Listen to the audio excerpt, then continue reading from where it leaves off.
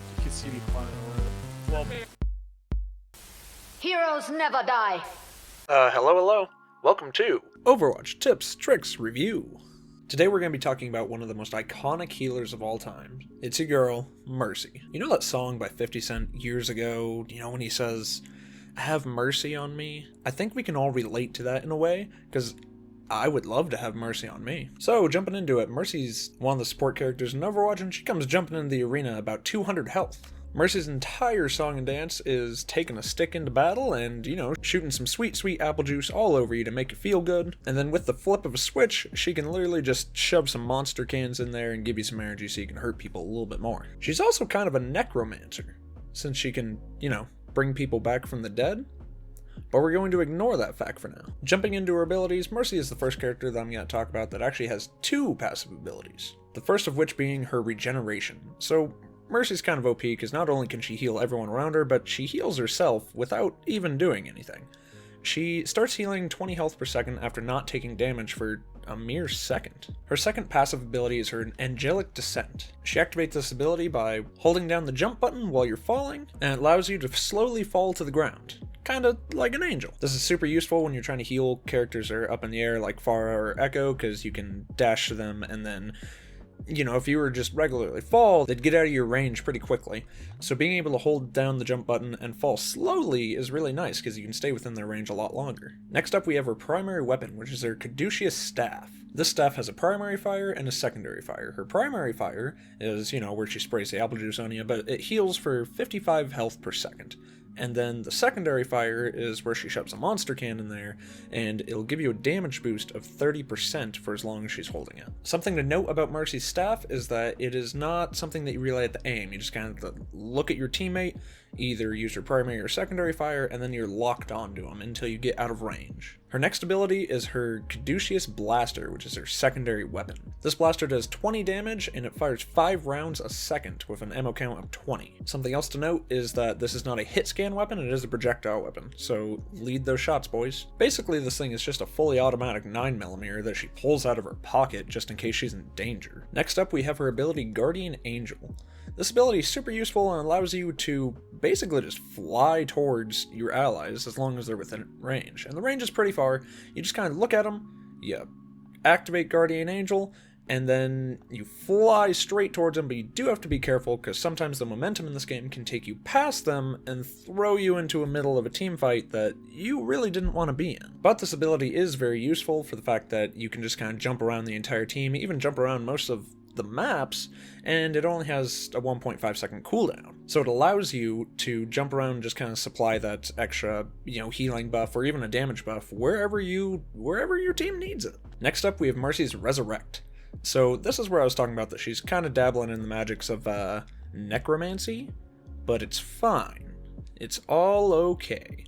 So basically, whenever you activate Resurrect, you can activate on a dead teammate, and then, in about 2 seconds. And then in 1.75 seconds, they're back to life, full health, like nothing was ever wrong. This is an amazing ability because if your enemy team takes so much time trying to take out one tank and you're healing them, and they finally goes down and they're so excited because they're breaking past your lines, you can just bring them back. And, you basically just start it all over again. You do have to be extremely careful using this ability though, because while Marcy is healing, she's very vulnerable to attacks because it slows her down by 75%, and she also can't use any of her other abilities nor her primary or secondary weapon. Finally, we have Marcy's Valkyrie, her ultimate. This ultimate affects her primary weapon, her secondary weapon, and it gives her the ability to fly.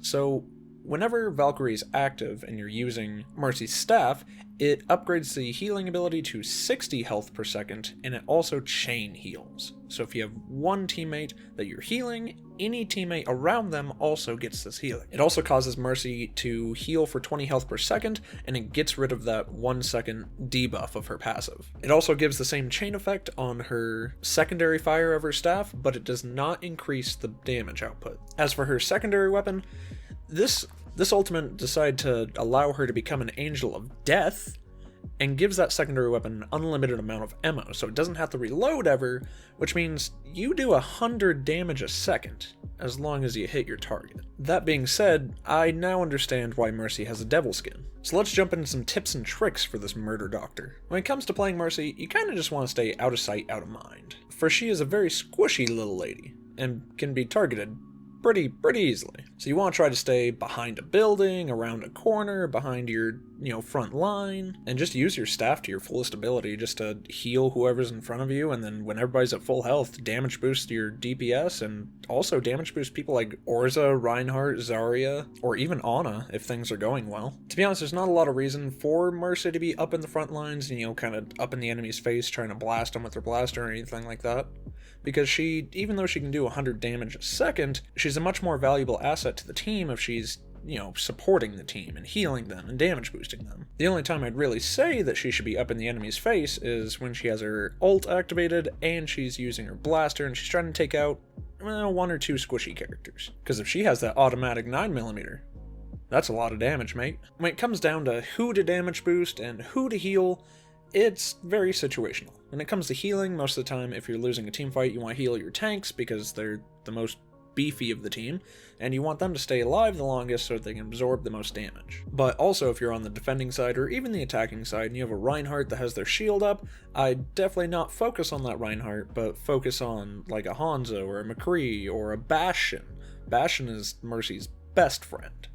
Anyone that is currently not being damaged, but can benefit from being damage boosted, is who you should damage boost. It can actually be beneficial if you're playing Marcy to stick with a D.Va and a Winston as well, because if you can't break past enemy lines, well, those two tanks can, because of D.Va's dash ability and Winston's jump. And those two characters don't particularly do a lot of damage, or enough damage to really self-sustain themselves and get a bunch of kills, but if they have a Marcy with them, damage boosting them while they're jumping on the enemy's squishy characters, then you can easily break enemy lines and give the rest of your team time to move forward. When it comes down to ult charging for Marcy, just heal and damage boost.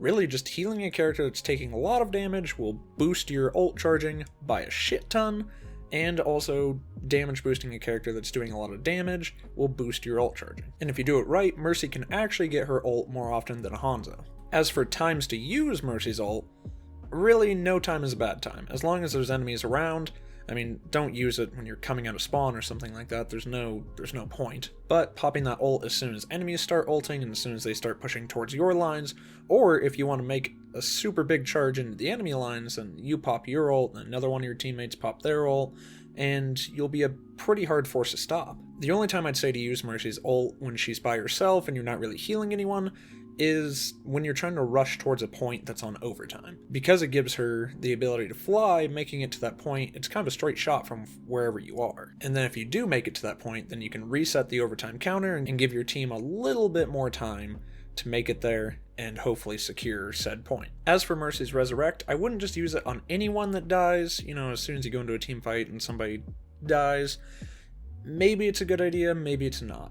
I'd kind of save it for the tanks most of the time, but you can also save it for people who are doing the majority of the damage, or even another healer. Mainly for the fact that there's nothing that feels worse than when you're in a team fight and you decide to res a Genji, and then all of a sudden your Reinhardt gets popped in the front lines because you're not healing him, and now you can't res that tank that has 500 health. So overall, I'd say my biggest tip and trick for Marcy herself is to not just focus on healing your teammates, but also to damage boost. I see a lot of people make the mistake of just healing anyone that's around them and not giving that other super useful ability to any of their teammate. Because if you can damage boost a Hanzo that can hit every single shot, then he can one-shot every single squishy character and also do mass amounts of damage to tanks. And the same thing goes for damn near anyone else that you damage boost. Another big mistake that I see Marcy players make is when they're going against an Ana. So Ana has a grenade that nullifies healing completely.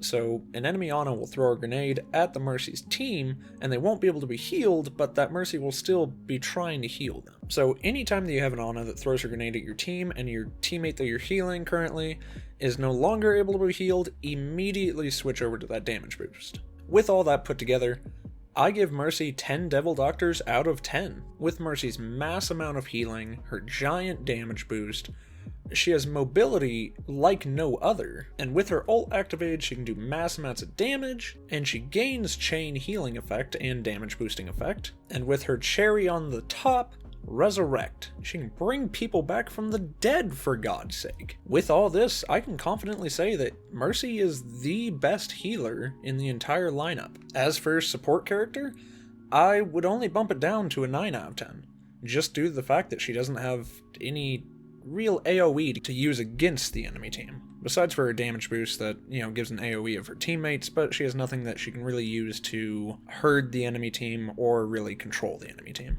So I do believe that's everything I have to say about Marcy. If you guys like this video, make sure to bring that like button back from the dead, and leave a comment telling me who I should do next. And I'll see you next time. Bye!